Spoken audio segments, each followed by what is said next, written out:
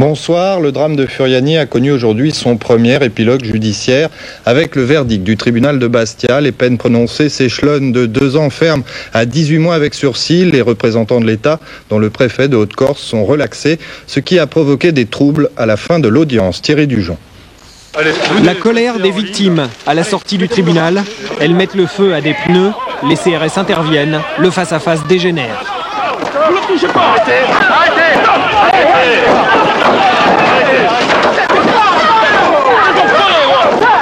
Les victimes et leurs familles crient au scandale. Elles n'ont pas supporté la relaxe des représentants de l'État, l'ancien préfet de Haute-Corse, Henri Huran, son directeur de cabinet, Raymond Ledin, et l'ancien directeur de la direction départementale de l'équipement. C'est une honte. Tuer pour de l'argent, prendre que 2 ans. C'est absolument une honte. Ce sont nos enfants qui ont été condamnés, le second 2 fois. 2 fois ils ont été condamnés. On voit les sentences qu'il y a, c'est honteux. Il n'y a plus de justice. L'indignation aussi devant les 1 an et demi avec sursis pour les 2 prévenus de la Fédération française de football.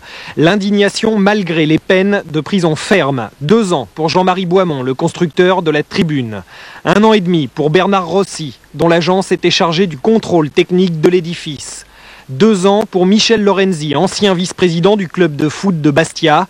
Entre 1 an et 1 an et demi pour Bartolini, Galeazzi et Paolacci, les 3 responsables de la Ligue Corse de football. Très attendu également la décision de la Cour d'appel de Paris dans l'affaire Tapie. La Cour, tout à l'heure, a confirmé sa mise en liquidation judiciaire personnelle, ce qui, normalement, devrait entraîner la déchéance de ses mandats électoraux et une inéligibilité de 5 ans. Seulement, comme Bernard Tapie a décidé de se pourvoir en cassation, c'est au ministre de la Justice maintenant de décider si ce recours est suspensif et donc si, d'ici là, l'homme d'affaires reste député européen et des Bouches-du-Rhône. En mauvaise posture également, Jacques Mélic, le député maire de Béthune, dans l'affaire de subornation de témoins. Le procureur a requis une longue peine de prison avec sursis et 2 ans d'inéligibilité. Le jugement a été mis en délibéré jusqu'au 14 avril. Terrible catastrophe aérienne en Roumanie. Un Airbus A310 de la compagnie roumaine Tarom s'est écrasé peu après son décollage de Bucarest. Bilan 59 victimes. Il n'y a eu aucun survivant. Patrice Arditi. Des dizaines de débris de l'appareil, un bout plus important de l'épave calcinée, mais surtout des corps en lambeaux éparpillés sur plusieurs centaines de mètres. C'est 3 à 4 minutes après le décollage que l'avion a disparu des écrans de contrôle. L'Airbus s'est écrasé en pleine tempête de neige sans qu'il soit possible d'affirmer pour l'instant qu'il y ait eu explosion en vol. En tout cas, l'appareil a été quasi désintégré. Les victimes, 32 passagers belges, parmi lesquels leur consul en Roumanie, 3 Américains, 2 Espagnols, 1 Néerlandais, 1 Thaïlandais, 1 Français et 9 Roumains, ajoutés aux 10 membres de l'équipage.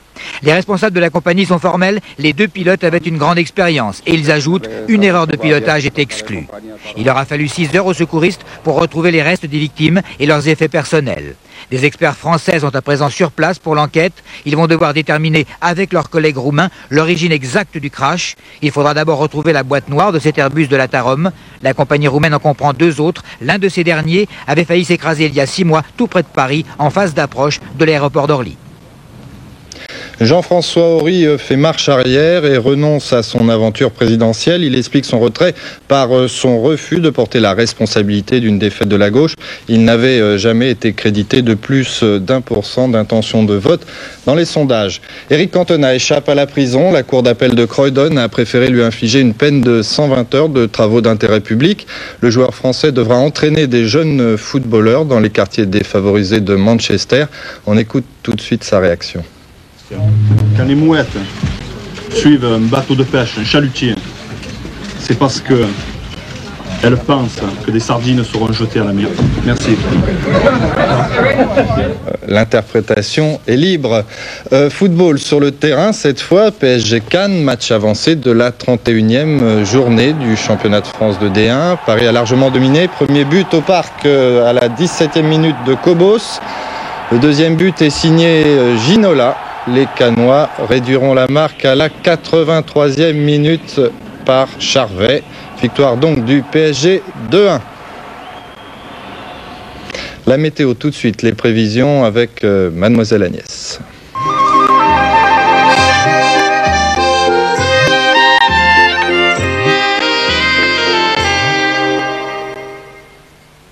L'anticyclone des Açores est centré sur la France et protège tout le pays. Samedi matin, alternance de soleil et d'éclaircies partout sauf sur l'Alsace où le ciel sera variable. L'après-midi, du soleil et des éclaircies partout, même sur l'Alsace. Et des températures qui vont de 15 à Strasbourg à 19 à Marseille, Montpellier, Perpignan, avec 18 à Paris. Dimanche, on coupe la France en deux. Sur la moitié nord, ce sera de belles éclaircies et sur la moitié sud, un grand beau soleil. Germinal dans quelques instants. Excellente fin de soirée.